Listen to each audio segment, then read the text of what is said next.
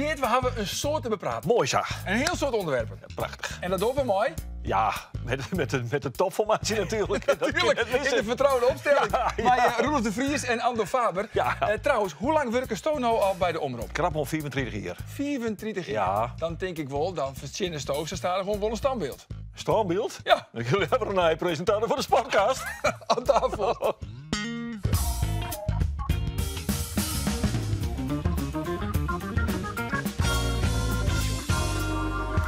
Heerenveen had nog net verlen in Brabant. In een kolkend radverlegstadion wint Heerenveen met 4-2 van NAC Breda.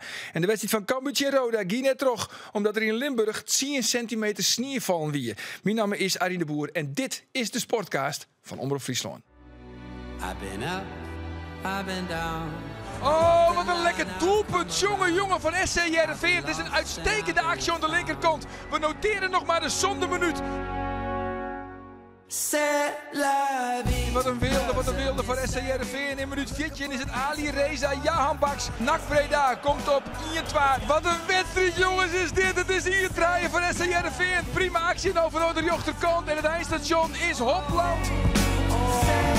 Komt de mogelijkheid door Omarsson. Daar is hij. Zijn tweede. Seibaoui, ja! Zijn eerste doelpunt voor Ilias Seibaoui. En dat ziet er al heel lang aan te komen, maar nu is het definitief.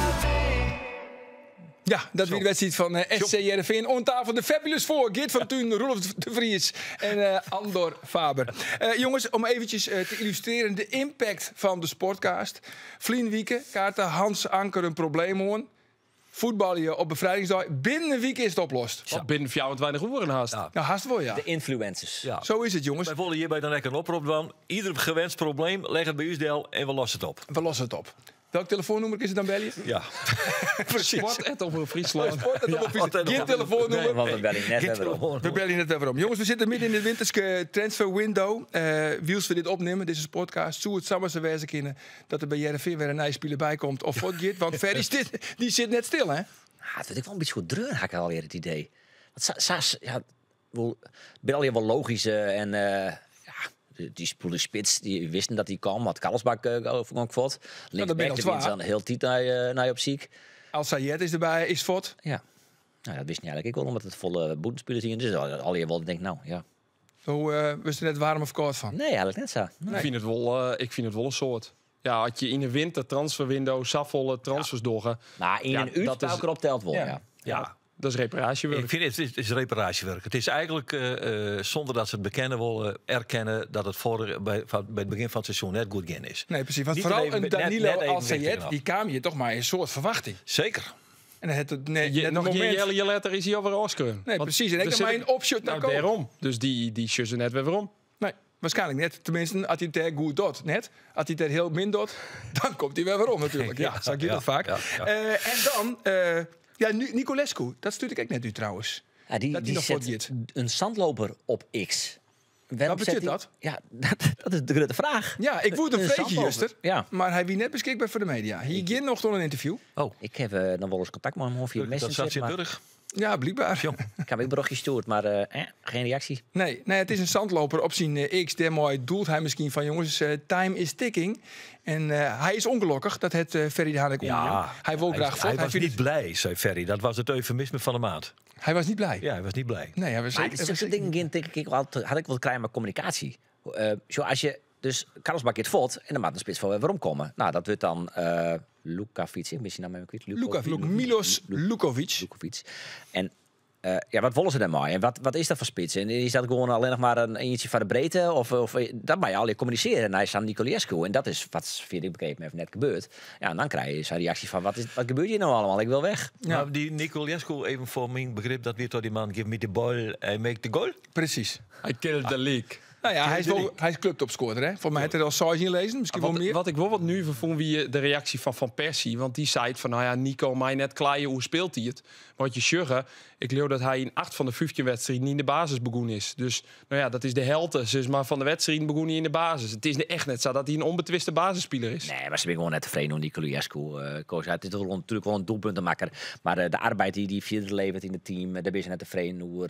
Ze zijn tevreden over de wijze van mooi voetballen. En zijn rally is geen topper nog. Misschien die is nu al dus die kan ook groeien. Maar die levert op dat vlak eigenlijk al meer. Is dit een beetje een dan parallel Nicolas met Henk Veerman doet die het? Want die maakt zijn goaltjes ik wel. Ja. Maar die waren toen Johnny Jansen op de bank zetten. Omdat die zijn verdedigende arbeid net leverde. En Nou, net maar ik goed snap mij op in het de druk probleem zetten. eigenlijk wel. Want ze willen natuurlijk een balvaste spits. Die hadden ze net met Nicolescu. En Nicolescu is wel all-time topscorer van Moldavië. Het een bepaalde status, is zijn eigen loon. En zit hier gewoon op de bank. Omdat een joggetje-jerige jeugdspeler van Jong Griekenland de vakkor krijgt. En dan komt ook nog Milos Lukovic. Ik werd die jongen nog geen 20. Het notabene amper wedstrijden voetballen bij Strasbourg. Ja, aan zijn passeert hij hem ook nog in de pik hoorde. Ja, dan ben je natuurlijk een beetje Nee, dat ben je gepikeerd. zagrijnig. Dat snap ik wel. Ja. Zo'n interessant lopen gezeten, ja. Dat staat het wel eens dit, zandlopen.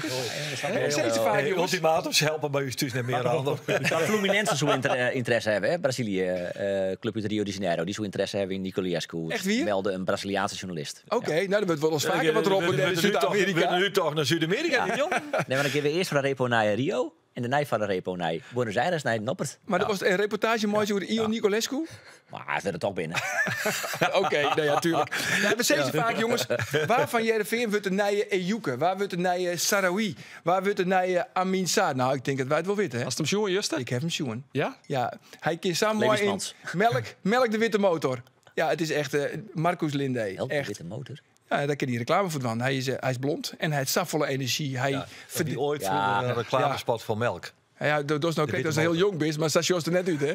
Nee, maar Trensko en melk in de witte motor. Ik zie dat... Nee, Linde. Linde. We hebben toen Linde. Hij past in de reclamespot van melk de witte motor. Roelof die vindt het wat moeilijk om te jekken met dit hege tempo. Is het Ja, tempo te heeg? Ja? Het is Is allemaal het wat iets heeg? zakken Ik het net, maar dat heb ik wel vaker. En dan weten voor een vleer hier om de tafel, daar heeft hij wat moeite mee. Ja, jongen. jou niks, hè? Dat kan gebeuren. Dat kan gebeuren. Maar goed, Marcus Linde. Daar is de Maxjoen neem ik gewoon. Ja. Hij wie werkelijk oeral. Hij wie Verdedigend. En weer goed. En hij zit ook onvallend in de 16 meter van de Chimpartij. Assistje. Assistje op Mooie Hopland. onvallen. Oh, dat is een mooie onval. Ja, Jereveen wint, jongens. Maar heel eerlijk. Ja? Zie je wel een rode kaart aan matten. Zo. Net 10 seconden al. Alsjeblieft. Ja. Brouwde, wat Ja. doe je daar, Brouwde? Maar bizar. die brouwde, maar die weer toch helemaal de kluts kwijt, of net? Ja, die wie 12 seconden te let. Het is verschrikkelijk, maar en dat zal nog even niet zo. Oh, jongen. Het Ja, is maar echt goed. leuk dat het vaar net optreden. Ja. Waarom Maar dat begreep ik dan net. Nee, ik niet. Waarom komt er geen VAR op alleen? Omdat het dan na 10 seconden is. Maar of zo. Ik weet niet wat ik gedacht weet is. wel, dat is juist zo'n lullige handsbal daar bij AZ en Ja, PSV. ja. En dan komt de VAR op alleen. Dan zullen we het even, dan zullen wij het wel even zeggen. En hier wordt in een finaal het ziekenhuis in Walhalla. Als dit een oerletter gebeurt, is het eerd. Denk ik. Denk je net? Ja, dat is het bizarre. Ja, Eigenlijk. Maar dat denk ik ook, ja. maar dat is, zoals Geertje van Beek ooit zei, marchanderen. Zo is het. En het die gewoon gelijk aan. Nou ja, goed. En dan nog het goede nieuws van Jereveen. We blowen nog even bij Jereveen. Want hoe is het mogelijk? Hij is echt verkocht. Karlsbak. Karlsbak. Zeker. Sarpsborg 08. En het- Die ben erin trapen. De has ik jongen had alle voorwaarden. Dus ja, die man woensdag. Nou goed, Ze laten we is even straks, Jerre. ze is toch straks in, hè? Dat is, kijk als Strand Larsen, dat hij nog in de Premier League komt. Ja, maar zullen we even Jerre naar Ferry de Haan? Ja. Ferry de Haan over de verkeep van Daniel Karlsbak. Het is een serieuze investering en daar krijgen we gelukkig nog een substantieel deel van terug. Maar het is niet zo dat we daar minimaal kiet op spelen, dat klopt. Nee, zeker niet, denk ik, hè, minimaal kiet. Want je zegt een substantieel bedrag. Dan ben ik natuurlijk wel nieuwsgierig. Wat is dat substantiële bedrag dan? Nee, nou goed, we maken daar nooit een uitspraak, we doen daar nooit een uitspraak over. Maar goed, gezien de huidige situatie zijn wij er tevreden mee. Oké, maar dat is wel een miljoenenverlies. Het is een verlies, ja. Dat zei ik niet. Ja, maar ik wel. Ja, nee, ik denk dat Ferry vooral blij is dat hij dit hartstikke nou eindelijk... Gesprek. Ja, Ja, dat hij het eindelijk afsluiten kind. Hij was helemaal opgelucht. Wat een zo? De helft? Wat ze voor hem kregen, hè? 2,3 miljoen hadden ze volgens mij van betellen. Nee, ze hebben net meer dan een miljoen voor hem kregen. Nee, dat loof ik al het eerst net. Maar een substantieel bedrag. Dan ga je dan wel uit van dat het in ieder geval meer dan de helft is van wat ze ervan betellen hadden. Maar dat bedoel ik dus. Wat heb je voor betellen? 2,3. 2,3. Nee. Nog op één, ik Maar weet dat is dus Ferry de Haan lid nooit het achterste van zijn tong. dat is een glad als Niel, hè? Hij is zo glad als een iel in een een amer. amer snot. Alsjeblieft. Nou ja, ik denk dat het verlies volle grutter is. Ik denk dat ze zo'n ton, ik denk dat ze de hand dichtkniepen. Ah, dat zoekt denk ik wel tevreden maar wezen van een jongen die 2 in heel lang helemaal niks in litten had. Dan mooi blieft wezen maar zo'n ton natuurlijk. Ja. En dan keer dat misschien ik weer Ruud-Jan. Nou goed, doos dus de Arone Vreed naar Kerkrade. Ja, Dat ging je net terug. nee, Voor de mensen die het net weten, dat is Dwande maar die laatste seizoen als vaste commentator van Cambuur. is correct. En daar woerdest heel graag naar Kerkrade. Ja, ik heb wat mooie zuidelijke clubs. Ik weet ook net wat het is. Ik ben nogal een intuïtief mens. Ik roep hier ook heel vaak, ja, dat is mijn gevoel en dat spreek ik dan maar uit. Dat hek maar Kerkrade, dat hek maar MVV Maastricht. Vind ik heerlijk om daarheen te gaan. Maar Kerkrade is verder helemaal niks te dwan, hè? Nee. Nee, er is helemaal niks te doen. Maar ik kom ook net voor Kerkrade. Ik kom voor, ik kom voor die wedstrijd. Ik mag graag in dat stadion komen. Ik vind het mooi. Ik zit er helemaal bovenin. Dus het is prachtig.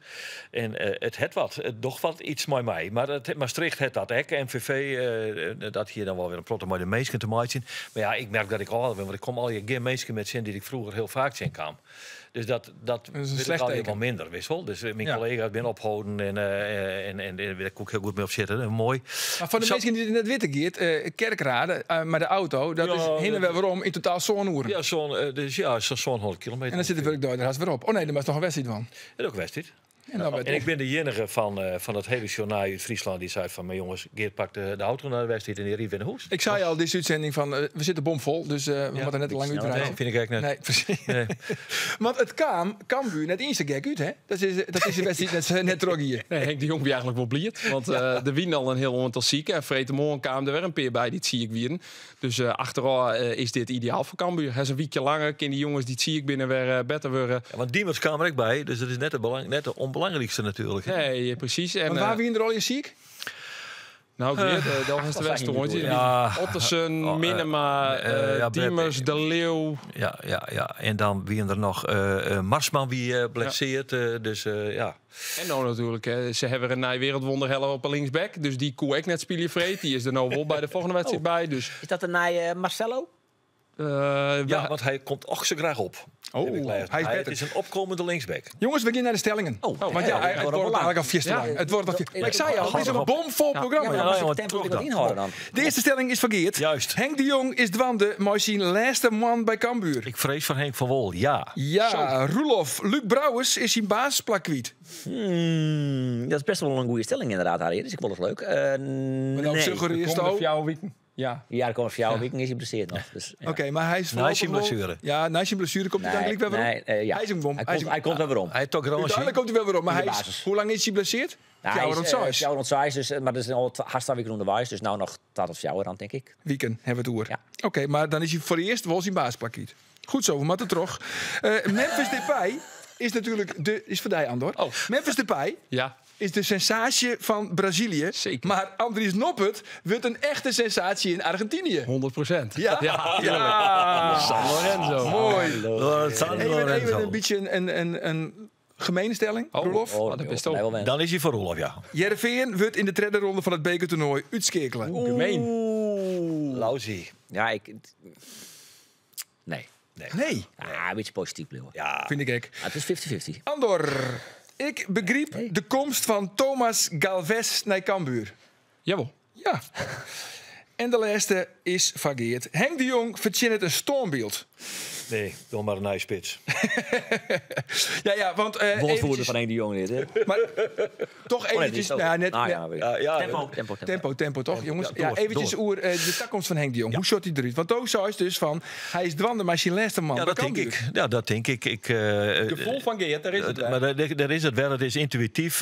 Dat is wat ik off the record opvang uit de verschillende hoeken. Daar kan ik dus net verder op ingaan, maar die vang ik wel op die loeden.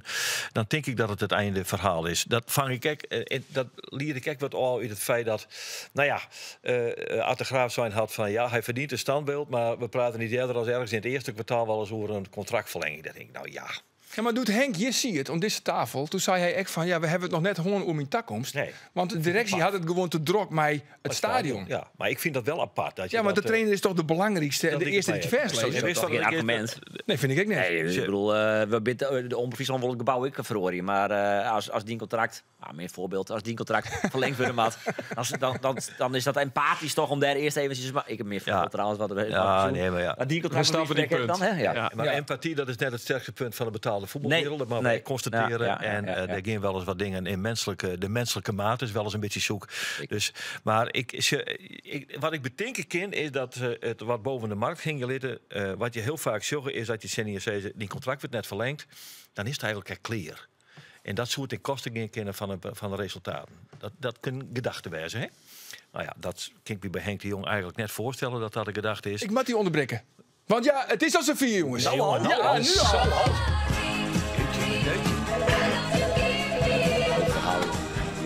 Omroep Friesland. Waar heb ik aan de telefoon? Ja, dat is de vraag. Waar hing het er op de telefoon? Het is een mystery guest, jongens. En de mystery guest die verstaat geen Fries. Oh jee, ik goed zeg om het te er eventjes bij. En de mystery guest, je mag alleen met ja en met nee beantwoorden. En de mensen hier aan tafel moeten raden wie er aan de telefoon hangt. En de eerste vraag komt van Geert. Ja, want ik heb een gevoel. Nou. Ik heb een gevoel. Bent u een vrouw? Komt u uit de buurt van of de plek zelf Katwijk? Nee, ook niet. Denk een beetje aan oudspelers van Heerenveen. Bent u een oudspeler van Heerenveen?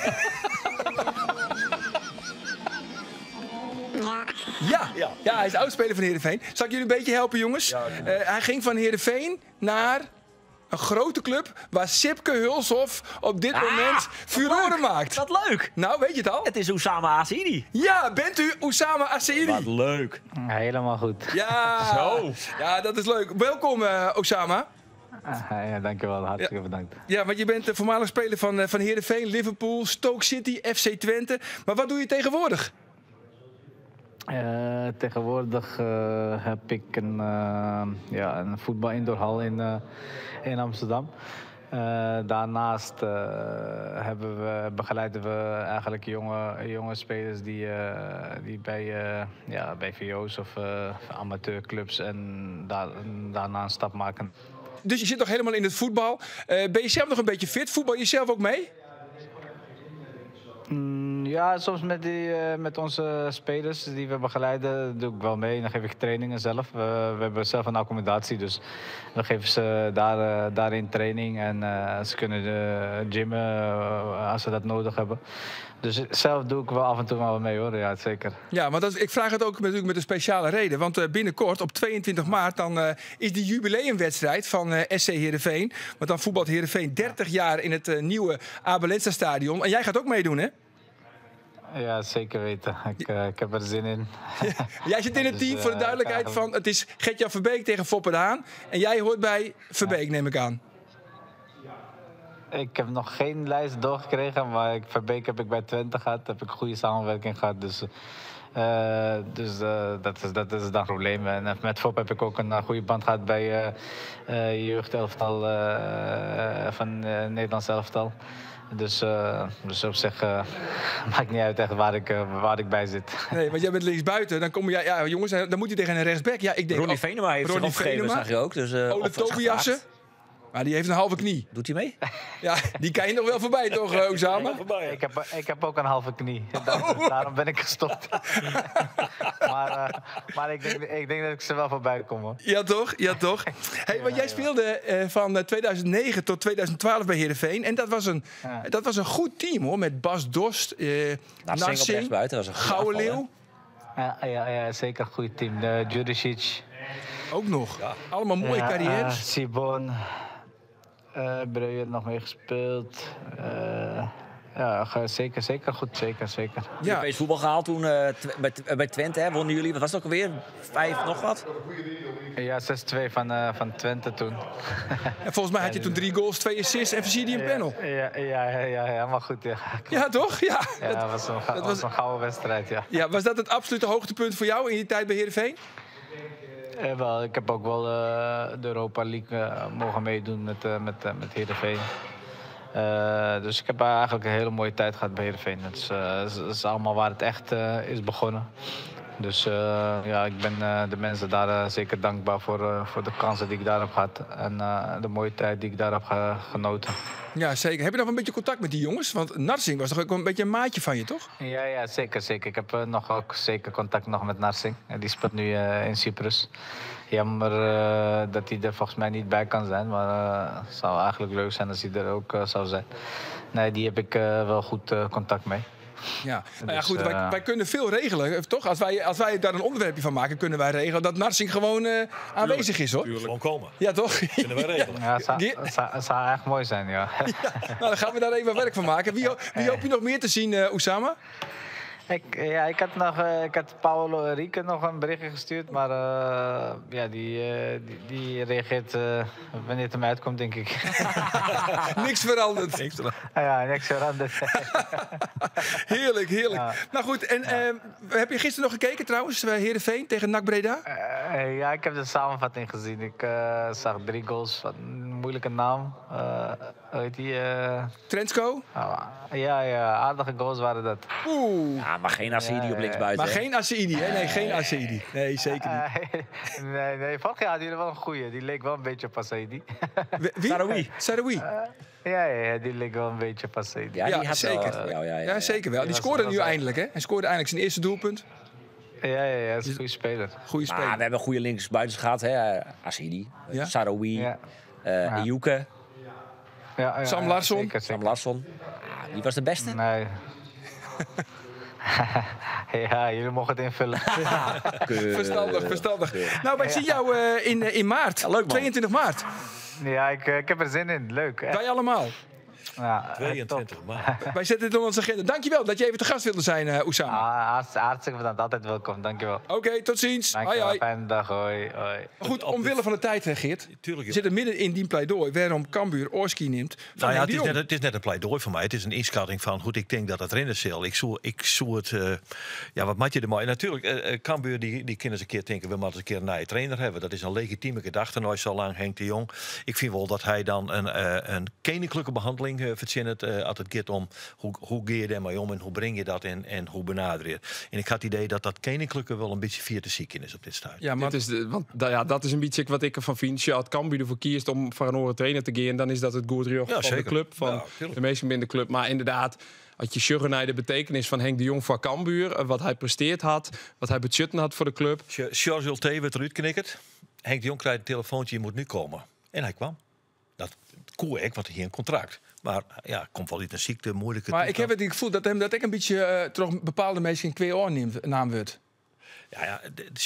Wat? Ja, ik snap wel wat bedoeld. Dat hij toen in één keer op de tribune kwam te zitten. Ik kan me nog goed herinneren de wedstrijd Cambuur Jong PSV. Precies, nice. Toen zie ik naast hem. Toen zei hij, kom er één bij mij zitten. En dan begon het volk te roepen om Henk. Ik heb hier al heel vaak betoogd. Het sentiment rondom Henk de Jong... wie je voor iedere trainer die het er op dat moment ziet... net te managen. Dus ik net voor Charles Ulte eruit. Ja, zag je in die dingen. Dat is ik net netjes. Het hij daar goed in handelen. Ja, hij zei, ik moest wel zeggen dat ik weer fit weer, want dat moest dan het UWV. Nou ja, daar kun je ook wat voor zeggen. Nou ja, dat sentiment weer net zijn oor te knokken. Die sentimenten kun je snel verwoorden, jongens. Dus je moet je ook net van in de war uitzien. Want na 4 wedstrijden dit seizoen roept het volk Henkie rot op. Ja, nou En precies. zit die wedstrijd letter, zei ze Henkie de koning. Dus Dat is voetbal natuurlijk. Maar nou zei Art de Graaf, ook in die podcast van de Leeuwarden Krant, de Hettekamp, van we moeten een zorgvuldige afweging moeten we maken. Maar waarom? Want Henk is al 15 jaar in Tjis bij Cambuur. Hij is vergroeid met de club. Henk heeft toch al lang zin dat hij eigenlijk de ideale trainer is van Cambuur. Ja, maar misschien is er wel een betere. En dat ze dat besjuggen, dat is aan zich niet mis. Maar dat begrijp ik wel. Want je moet hoe dan ook, als je afscheid neemt van een instituut als Henk de Jong, dan moet je heel zorgvuldig afwagen. A, doen we dat? En B, waar doen we dan? Ja, nou, ik heb wel een naam. het een zorgvuldige... Ja? Ja, ik heb een primeurtje, jongens. Primeurtje. Zo, vertel. Nou, het is echt een serieuze naam die het zien wordt als in elk geval een kandidaat is als opvolger van Henk de Jong. Oh jee. Dennis van der Rey. Dennis van der Rey is nou assistent-trainer bij Go Ahead Eagles, Ja. bij Paul Simonis. En die wordt echt neemt als toekomstig trainer van Cambuur. Ik denk wel En dat het een goede eventueel trainer is. Die zit de hem wel goed op. opvolger van Henk de Jong. John. ik ben benieuwd. Inderdaad, die loerden die je Oeremjere vanuit het betellen voetbal, die ben positief. Dus een goede trainer. Ik weet me wel dat Dennis het karakter had om een club te dragen. Dat had de Big Grains natuurlijk een skoftje dien. Nou ja, dat wie net de beste periode. Hij ging de doel al steen, dat maakte mij aan. Maar Dat was natuurlijk de slechtste periode van Grace, hè, werd hij toen wel instapt is. absoluut. Die wel heeft toch lang. Ja, hij had wel zeker loyaal lef, onder de hoor. club. Ja, Maar ja, Cambuur is ik een soort slangenkuil wat dat betreft. Dus, dat is hele betalen voetbal, joh. Ja, we hebben Cambuur toch net ja specifiek. en nee. Nou, Jan Sierksma zou ik een optie vinden. Ik weet dat hij het zelf zit in de shirt. Nou, maar Jan Sierksma, ik denk eerlijk zijn dat het al... hij is nou assistent. Gepasseerd station. Ja, gepasseerd station. Ja, denk ik was het nou bij AZ. Wordt misschien ik wel jongen. Het heel goed die maar de jeugd van AZ. Wordt misschien wel jongen als een toekomstige haattrainer van AZ. Ja, maar heeft hij nog zo volle geduld om te wachten? Want je Martens is ik nog maar relatief kwartlien ongesteld. Dus ja, die zoekt misschien ik wel een periedwang kennen. Het is zo volle geduld. Boer van de belofte naar het eerste. Dat is ook nog net zo lang. Ja, Sierksma. Nee, dat klopt. Toen Martens het toernaam, toen zei ik Troscoot naar het eerste. Ja, maar dan nog even iets oors. Want, iets oors. Bert van der Brink, wil ik het even noemen haar. Want wat is nou eigenlijk Bert van der Brink? Ik kan me nog heugen, hij had een keer op zijn Facebookpagina toch wel een beetje een pikante uitspraak dienen. Op de Facebookpagina van Cambuur. Cambuur postte na een wedstrijd die ze verleren. Het was een thuiswedstrijd. Ik weet net kijk meer welke wedstrijd. Dat is mij FC Emmen. Ja, dat zullen we kennen. Cambuur post dan de video's die ze nou in mij zien. In dit geval wie dat bij Henk de Jong en bij Michael de Leeuw. En daar heeft hij wat onderzet. Nou ja, iedereen... Je kunt even shellen, dat zie je. Hier de tekst van Bert van der Brink. Letterlijk, er binnen dus zien we wat een gezwam van 3 oude mannen die tonnen betaald krijgen en niet presteren. In plaats van verontschuldigen en goed praten moeten zij zich schamen. En dat gaat dus oer Henk de Jong en Michael de Leeuw. Dit vind ik nog eens... Iedereen weet wie Bert van der Brink is, denk ik. Ook even duiden, toch? Nou, dat is de man die een hele protestantjes in Cambuur stopt heeft. Precies. Daar laten we het in CNR doen. En dit vind ik nou nog eens een keer verstandige tekst. Een hoofd van een man die daar geld in staat zijn heeft. Goh. Die Bert van der Brink zegt, nou, dat is een tacticus. Ik pro de cynische ondertoon. Ik ken het net cynischer zeggen dat ik het nou doe. Dat is toch net een filmen, jongen. Dat doe je toch net, man. Nee. Dus die mat een Het is ordinair. Het is ordinair, het is badinerend. Het is in de hoek zetten van gerenommeerde krachten. Kom even op, zeg. Toon even een beetje respect, Bert van der Brink, Piekeboer. Dan zal ik kijk. Wat valt me op? Dat voelt me Vlienwiek ook al op. Dat is scherp. Ja, Vlienwiek bij Hans Anker. Toen zeiden ze ook, maak die punt. En nou, er komt scherp uit de hoeken. Ja. Het is correct al Geert Schut zijn pensioen naderen. En hij denkt, dat mag voorkomen. Dus scherp erin. Ik ken je steeds minder oer. Ik vind dat de wereld verhardt. Maar dit voedt die gerucht naar een vertrek van Henk de Jong alleen nog maar. Want dat je zou voortzet worden. Toch een invloedrijke man binnen de club. Het is een invloedrijk man binnen de club. Het is duidelijk, hij moet Henk de Jong net. En Michael de Leeuw, die is ook al zijn laatste seizoen dwaalde. Maar hij mat hem net. Nou ja, en dan... Maar dit maak je natuurlijk nooit op een Ierpenbieren Facebookpagina zetten. Alle fans zorgen dit. Maar hoe Ja, dat wel. Maar leuk. Nee, maar dat is leuk voor u om daar even lekker over heen te gaan. Maar dit komt bij Cambuur dus op een Facebook. Ja.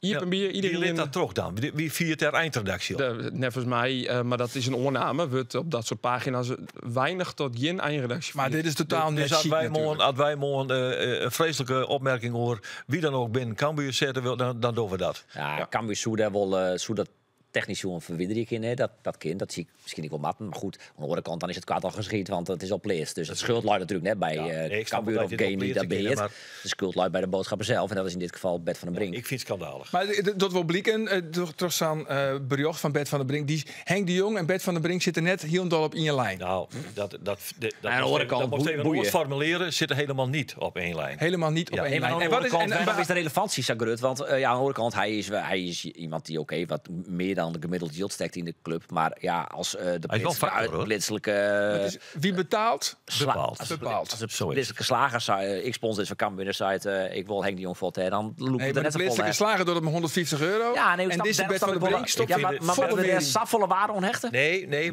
maar ik vind wel dat weet ik net, dat je er zelf volle waarde onhechten moet. Maar het is wel zijn positie binnen die club die het schandalig maken dat hij in die positie met zoveel yield erin, met zoveel invloed in Formeel had ik geen positie in de club, behalve sponsor. Want hij zit net in de commissaris. Nee, hij zit net in de hij zit wel in het stichtingsbestuur. Dat is het. Ja, stichtingsbestuur. Oké. Dan ben je bestuurder en dan is het weer handig. Je bent stichtingsbestuurder van Cambuur. En dan zeg je dit. Ik vind het onbegrijpelijk. Onbegrijpelijk. Goed zo. Nou, dat Bert het echt het. Volgende onderwerp, jongens. Want zit groot vol. Cambuur. Trouwens, we kennen je wel een rubriek van Moitje. Geert op scherp. Vind je dat wel? Nee. Wat vind je? Want Geert is alle week niet scherp. Dan moet je een rubriek van de maatje. Dat is 2024 nog net vergeten, toch? Oh nee, dat is weer. Doe je die volle minder scherp. 2024. Nee, dat is volle scherp. Hier. Jongens, Cambuur wil een spits. Dat weten we. Ja. Maar ze hebben hier linksback. Ja. En Doos snapt dat. Ja, ik snap dat. Ja. Even zijn jongens, Thomas Galvez. Galvez. Nog een jarige Finsk international hier van Manchester City. Ja, Ben in Londen. En waarom ik zei op die stelling, Cambuur had natuurlijk voor hier Sekou Silla als linksback gewoon. Prima back voor de KKD, voor de subtop. Maar daar kun je net maar naar de Eredivisie. Thomas Pol, wie is hier stand-in? Nou, Silla is voortgegaan, ze hebben geen litten. Pol die neemt dat oer. Mijn Marsman achter de hand. Nou ja, Marsman is gewoon nog net z'n vier. Daar kun je net op varren. Nee. Dat hebben we zien jong AZ. Ik wist jongen. Ja. Pol had het aardig dien. Maar ik vind dat hij als Cambuur omheen wil dat Thomas Pol net goed genoeg is. Dus als je dan een optie krijgt om een back te hieren van City, waarbij het echt nog zo is dat je die na alle gedachten net voor een Jelly hier kennen, maar van Oorlier. Ja. Onvallend, past in de speelstijl, dan begreep ik die. Ik ben het helemaal met Ando eens, want er speelt het nog iets bij. Ze willen weer, we koen het treintje Bangura Kanon. Dat is een fijn treintje, hè? Die linkerkant, dat weer berucht. Dat willen ze weer herstellen. We hebben nou Pauwels. Dan kun je beter Bangura en Kalon weer omhellen. Ja, maar dat gaat niet lukken. Okay. Maar we hebben nou Pauwels daar op de linkerkant. En als er Sam Beck bij zet, dan denk ik dat dat een gouden greep is. Oké, nou ja, dat zou heel mooi wezen. En die kan ik al gelijk voetballen, want hij is dus nou spielgerjochtigd, zou je dat? Ja, hij had het al hier is een vergeerd was toen Laske Liens in de eerste Riekse Bundesliga. Daar kwam hij net heel fit binnen. Had hij net een heel soort spelen. Dus Manchester City het zijn van, nou ja, we halen even dat wol ergens spelers. Ja, maar ik jij dat al net fit. Ja, dat wie in het begin van het seizoen. Maar, ja, dat zei Afolabi. Ja. Hoe was je naar Gillespezen? Ja, ik denk dat die goed tegen binnen. Er is trouwens, hij is pensioen. Lars Lamboy, die kent hem al volle langer. Dus ik had wel het idee, het Oranje hier, dat de scouting het wat serieuzer oppakt had. Dat ze San Afolabi, dat ze zijn geval veel minder vaak voorkomen. Ja, trouwens, ik heb ook begrepen, Afolabi, hij is fit. Ja. Maar hij wie nou ziek, hè? Hij is ziek. Dus wie die net fit. Nee, nee, maar dat weet je net. Nee, het is een beetje klote opmerking natuurlijk. Kijk, maar ik mag toch even pleetsen, want hij wil het binnen Cambuur kringen en ik wil maken. Zeg van, Abhalabi, je gaat spelen vrijdag. Dat bij maandag. En dinsdag is hij ziek. Ja, het is echt het is hopeloos. Maar goed, misschien dat hij nou... Want wanneer wil die wedstrijd inhellen? Waarschijnlijk Joert door de weekend. Joert door de weekend. Ja, maar het is wel dit is ook weer een primeur. Oh, is dat een primeur? Dat weten we dan net. Afolabi wel een beetje suggestief, hè? Beetje suggestief dit. Het kan ook gewoon pech zijn. Toeval, dat hij ziek wordt. Nee, maar ik zei het was ook even een opmerking. Nee, weet ik. Maar humoristische sfeer vanuit Cambuur kringen. De bisscherp als een mes, maar toch even een bisscherp het snoer zetten. Ja, daar ben ik volledig mee eens. Okay. Dan nog een van Cambuur, want ja... We moeten het tempo mooi. Tyriek Mercera. Hoort Cambuur rekken mooi een definitief vertrek van de Rjoksbek?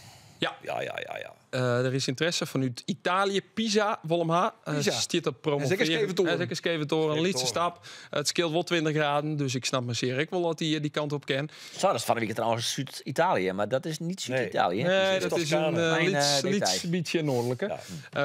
Maar toch dat wordt Cagliari en Lecce. Napoli. Jongens, wij zitten er al in uit. Er is een oormedium die dit publiceert. Het weer toekomt. Ja, dat moet wel even. Italiaanse. Toch eventjes zeggen. Ja, maar er is ook vanuit meer landbelangstelling. Het is net alleen nog Italië. Dus hij had meerdere opties. En wij kennen voetballers. En als de transfergeruchten komen... Ja, dan liet ze het achterste van hun tongje. Oké, jongens, volgens mij... Laten we eerst even de instatie van Tyriek Mercera. Even Ik hou me daar niet echt mee bezig. Mijn zaakwaarnemer die had me wel een bericht gestuurd en me gebeld.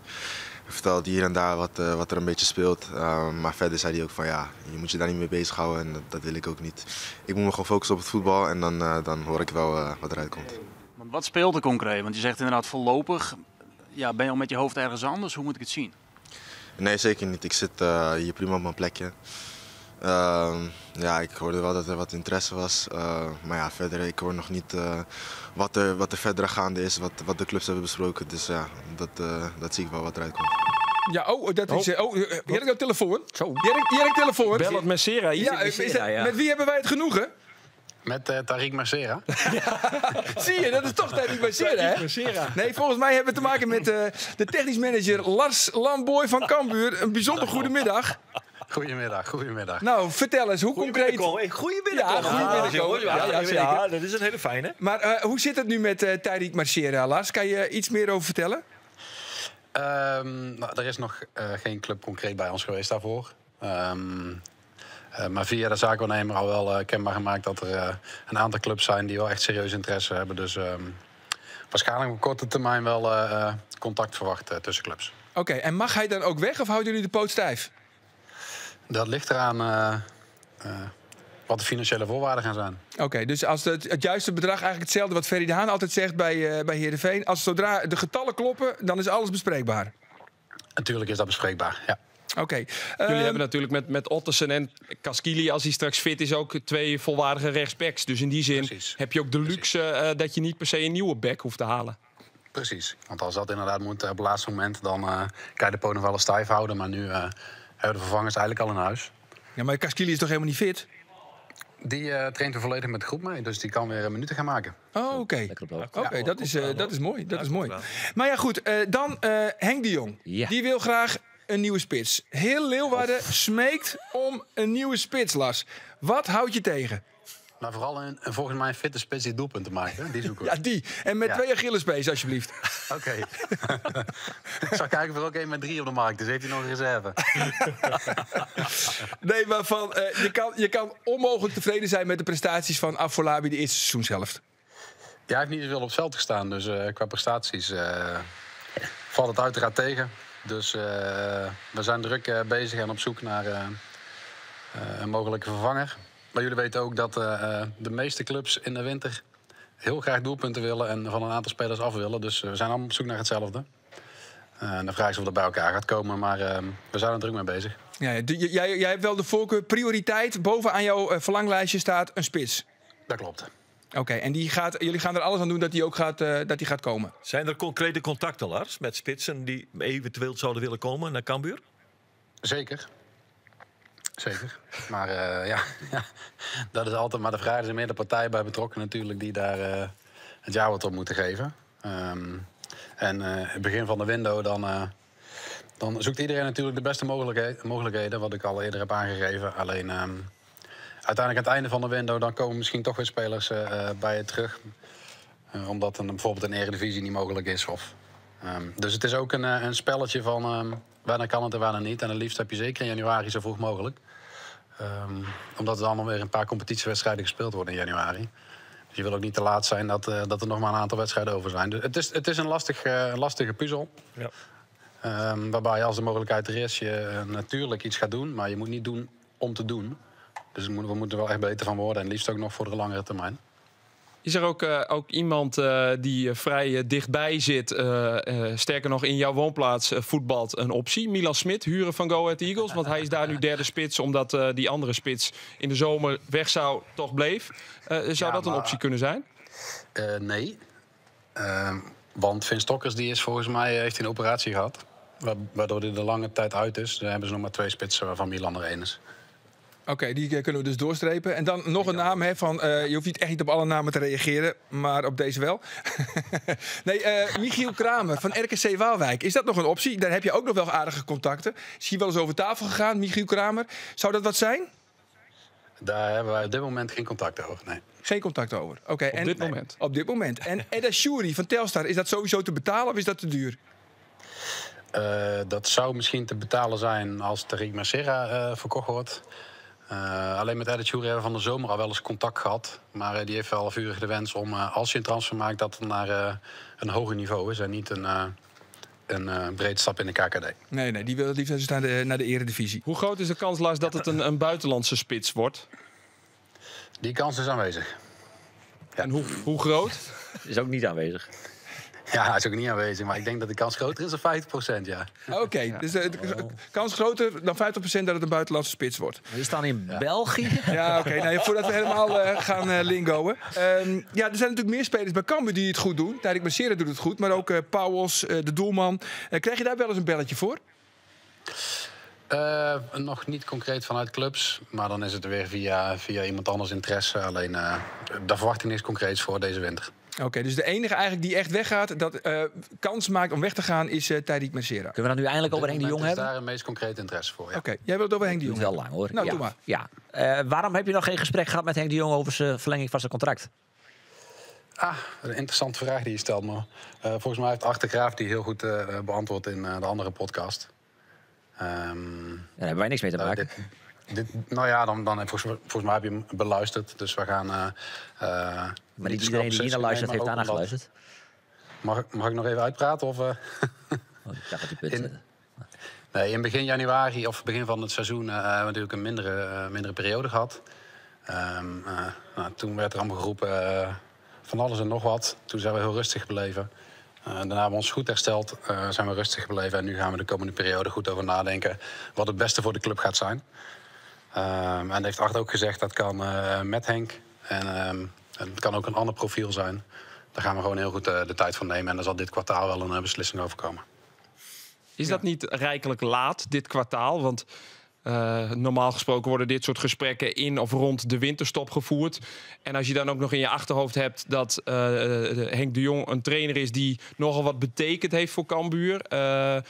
Is dat, laat je hem niet een beetje zwabberen, zeg maar? Daar ook heel goed over nadenken.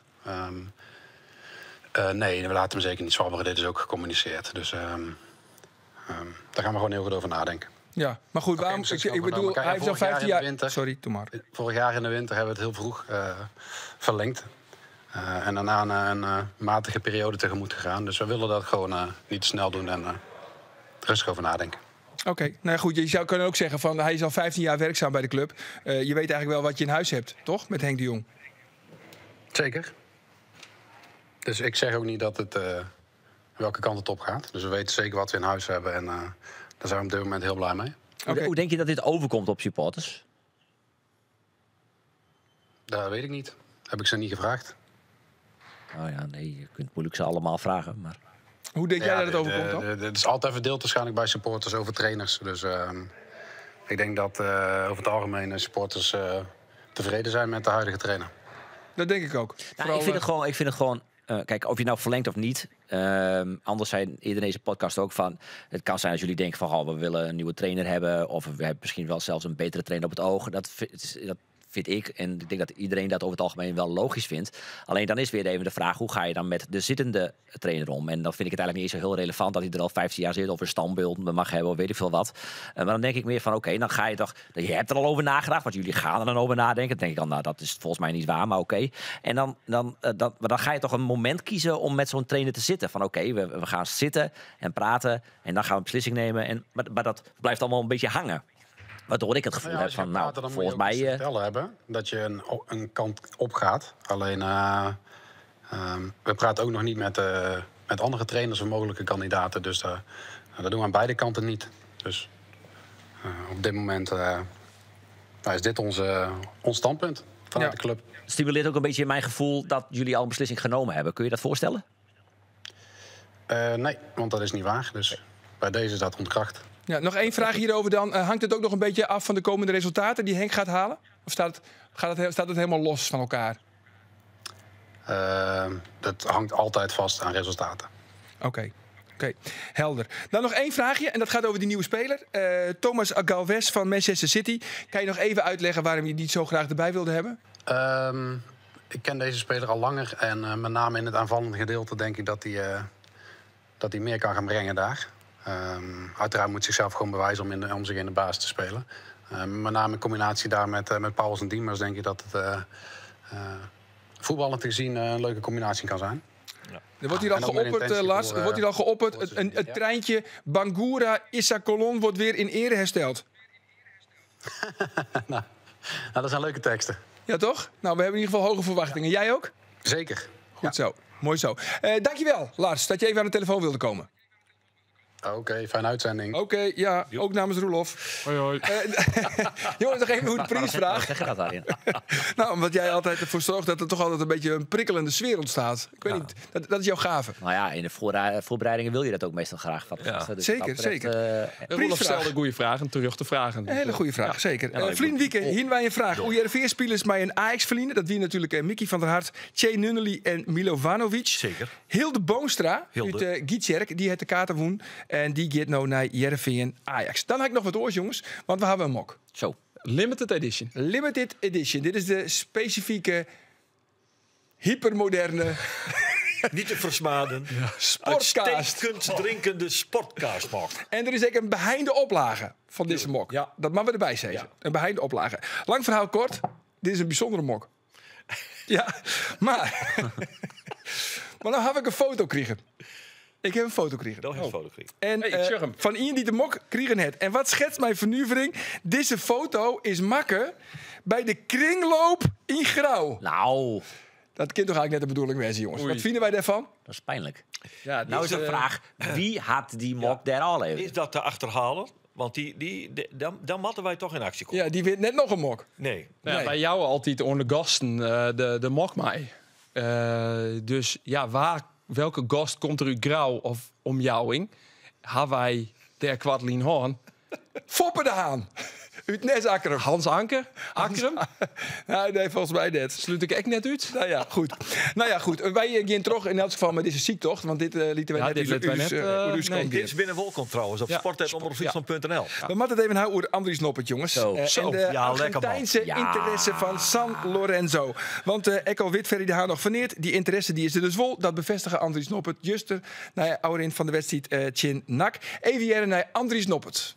Ja, ten eerste weet ik dat er contact is en dat is mooi. Alleen ja, we kunnen het er heel erg lang voor hebben. Maar zolang dat die club zich net meldt bij Heerenveen, maar alles waar mooi ze bezig binnen, ja, is er nog net een schot in de zakelijk. Wat zou je zeggen? Nee, dat snap ik. Maar het San Lorenzo, want dat is de club waar het al hier om gaat.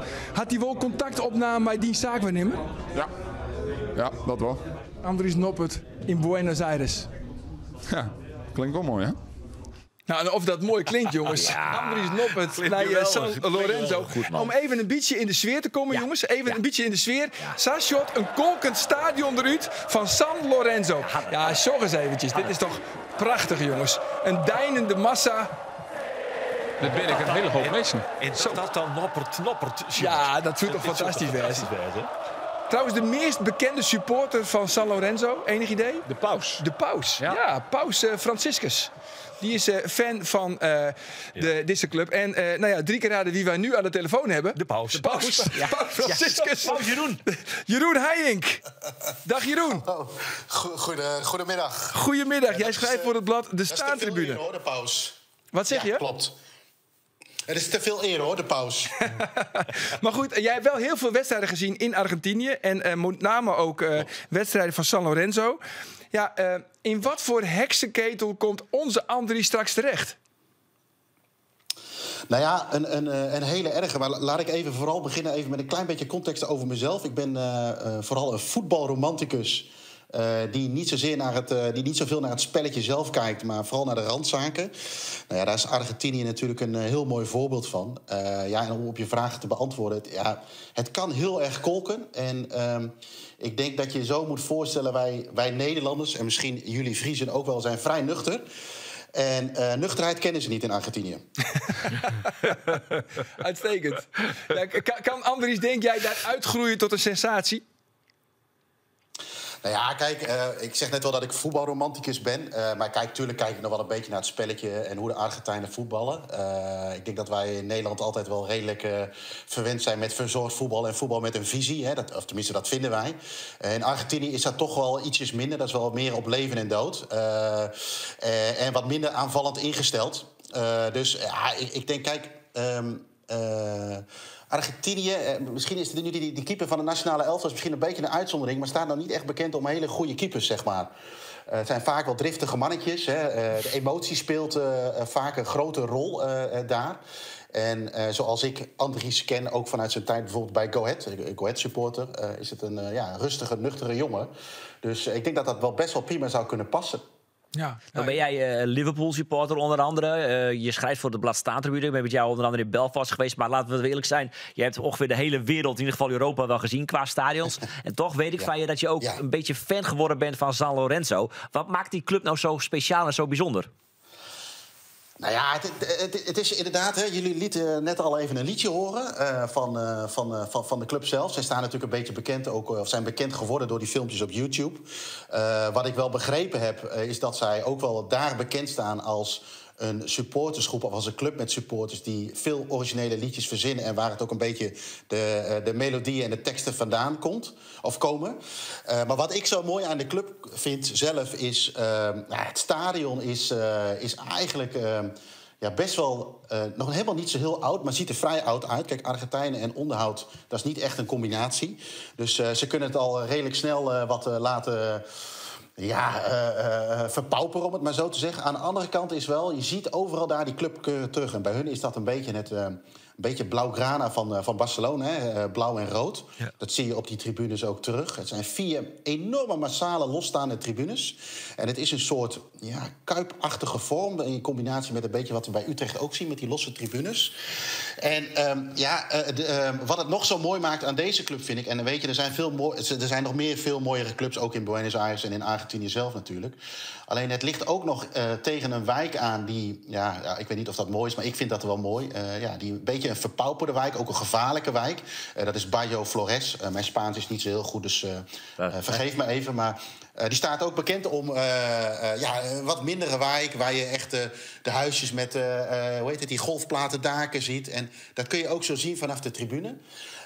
Dus eigenlijk dat hele totaalplaatje van hoe een Argentijn voetbal beleeft door de hele maatschappij heen, zie je onder andere op die plek ook terugkomen. We moeten er naartoe, jongens. We moeten er naartoe. Nog even, want Jeroen, die voorzitter, die volgt op Twitter onder andere Gabriel Batistuta. Toch ook een legende. Maar hij volgt intussen ook Andries Noppert. Wat zegt dat?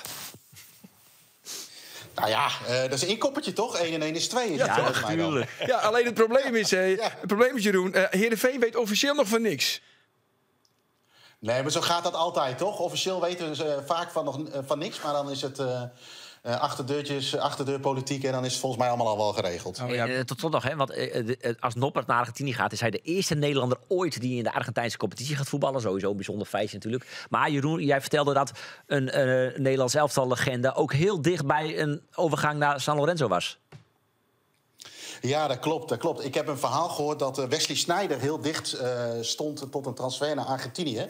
En dat was volgens mij ook San Lorenzo. Alleen dat zijn toenmalige vrouw, Jolante Cabau van Kasbergen is het, geloof ik, hè? Ja. Die zag dat niet zo zitten. Die zou waarschijnlijk liever willen paraderen op de boulevard. Of ik weet niet of ze een boulevard hebben.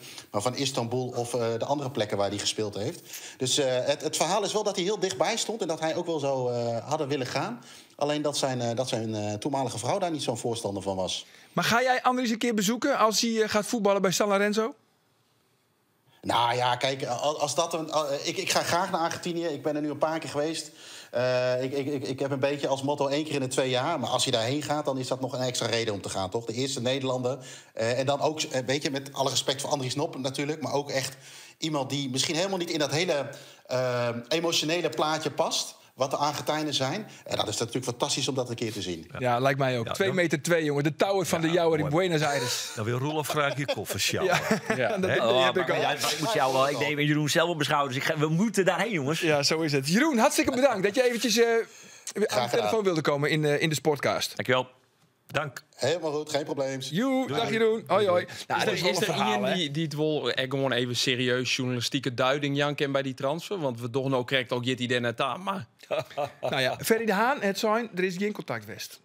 Net met het kamp Noppert en ik net met San Lorenzo. Dus Noppert zei, mijn zaakwaarnemer is benaderd. Zo is het. En dat is wat Noppert zei. Wie wel grappig trouwens, want ik hier al eerder Noppert onvregen, oude vreet al bij het parsmoment om fruit te zien naar die wedstrijdje naar Breda. Toen zei de mediaman, Marco Heerschop van SC Heerenveen... nee, Noppert is net beschikbaar. Noppert is wel beschikbaar, want hij mocht wel van Persie. Maar Noppert wil zelf niks zeggen voor de camera... want hij wil net op elk gerucht reageren. En hij zei pas van, ik wil pas weer voor de camera... zodra ik weer basisspeler ben. Nou ja, dat is nog lang net zo. Nee toch? Maar dus heb je wel voor die camera. Nou ja, dat wie dus bij de wedstrijd... ik denk van, ik vreet je hem wel weer aan. En, maar ik wie net de enige, want ik ESPN. Hans Kraai hier morgen vregen. Hansie. En dat is wel grappig, want Hansie vregen, want dan had je dan in de catacombe staan, dan vreeg je aan die man, of die man van ESPN, die vreeg het dan bij de teammanagers van waar ze dan al jaren spreken willen. Nou ja, en hij vreeg het van, wij willen graag Andries Noppert. Noppert rint voorbij. Noppert zei, ja, is wel goed, die komt zo. Maar volgens mij wie toen Marco, en Marco zei, ik weet niet of die komt. Dus dat wie wat 50-50. Hans Kraai, die is live voor ESPN, zit helemaal vast met al je kabels. Koppel me los, zei hij. Dus hij wordt loskoppelen van de microfoons. Hij zei, ik ga nou naar de kleikamer. Dus hij gaat op hege poort naar die kleikamer van SC Heerenveen. Andries, Nu meekomen, anders maak je helemaal kapot. Anders krijg je een poffer op je neus. Ja, Letterlijke lekker. win van Lekker, ja. een poffer op je Zo neus. zou dat onwar op deze manier. De klein in zwaar is op het verschijnen nu al, ik maak je kapot. Nee, natuurlijk net. Nee, joh. Nee, maar goed, ik vind echt dat de rol van Hansie, Us... Hansie, hè? Ja, als wij dat doggen, dan hebben we natuurlijk een probleem. Ja. Maar Hans is toch krek wat oors. Die rint al wat langer mooi. Is natuurlijk ook oud profvoetballer West. Speelt het ook een rol. Ja. En is het natuurlijk ook wel van ESPN. Ja. Het is wel ESPN natuurlijk, het en grote platform. We zijn het al. Wie betaalt? Die bepaalt. Maar de journalistieke duiding, Andor, zeer goede vraag trouwens. Er komt ik van ESPN Argentinië. Er is namelijk een journalist van ESPN Argentinië die dit de verhaal in Hans Kraai junior van Argentinië. Nou, dat weet ik net, maar hij hier wil 400.000 volgers. Ik denk wel eens hem serieus neem ik is op dat net. Daar komt het waai. Schiet de betrouwbare bron te wijzen. Boven dat is er nog een connectie, want Henk Timmer, de oud-Heerenveen-keeper, is de zaakwaarnemer van Andries Noppert. En die had connecties in Argentinië. Had onder oren ooit Marco Senesi van San Lorenzo naar Feyenoord hellen.